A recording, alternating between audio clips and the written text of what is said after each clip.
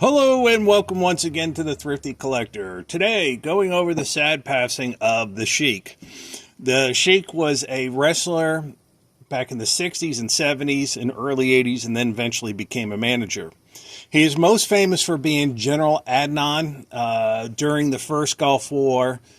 He had recruited Sergeant Slaughter to be an American traitor, and Sergeant Slaughter went on the side of Iraq during that war. Which is kind of interesting because Sergeant Slaughter was in G.I. Joe, the Real American Hero, and I'm sure that didn't go well for the sales of that. But the very interesting thing about this man, he was one of Saddam Hussein's childhood best friends, and he was actually Saddam Hussein's bodyguard during the beginning of his rise to power. Thankfully and probably very smartly, he decided to get out of there and came to the States, I believe, in the early mid-60s when he took up wrestling. He ended up living in Hawaii, and I got these cards signed by somebody that got a few other cards from people that live in Hawaii signed. He also got me Mr. Wrestling 2.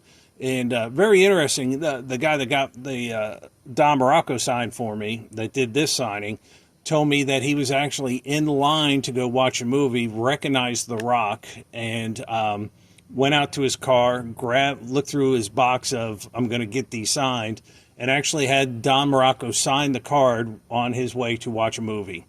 But this one reads, "Good luck, the Sheik." And then there's some Arabic writing, which I do not read. The only thing I know is you go from right to left. And so I mentioned that's probably his name.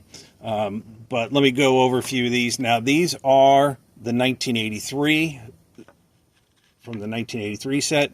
This one also reads, "Good luck, the Sheik," has the Arabic writing in it. So I really love the next three, because they actually read aloha.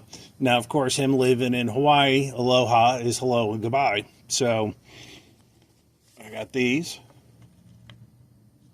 And one of the things that you got to remember is you've got a better chance with some of these guys that are kind of off the radar to get them done by somebody who can actually lives near them, or like in this case, lives in Hawaii and can get these cards signed.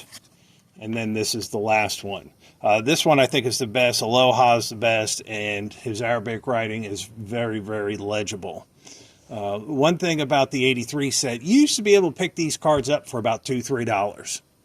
And because everybody in the 80, going after the Wrestling All-Star cards, were going for the Hogan, the Flair, the Andre, the Brody. And in this set, it kind of got a little bit watered down, the set. You do have Hacksaw Jim Duggan and Kurt Hennig, but Hennig was still kind of not really there. And Duggan, I don't even know if he was part of the Rat Pack with Matt Bourne and Ted DiBiase yet. So the 83s were kind of very much overlooked while everybody was going after all the stuff in the 82s. But very happy to have these cards. And unfortunately, he did sadly pass away, I think about a week or so ago.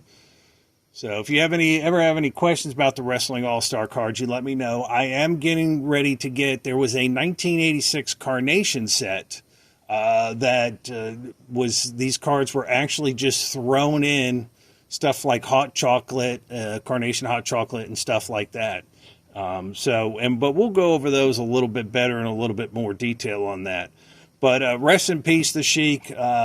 It was a great storyline in 91. It built a ton of heat. I mean, a ton of heat with Sergeant Slaughter.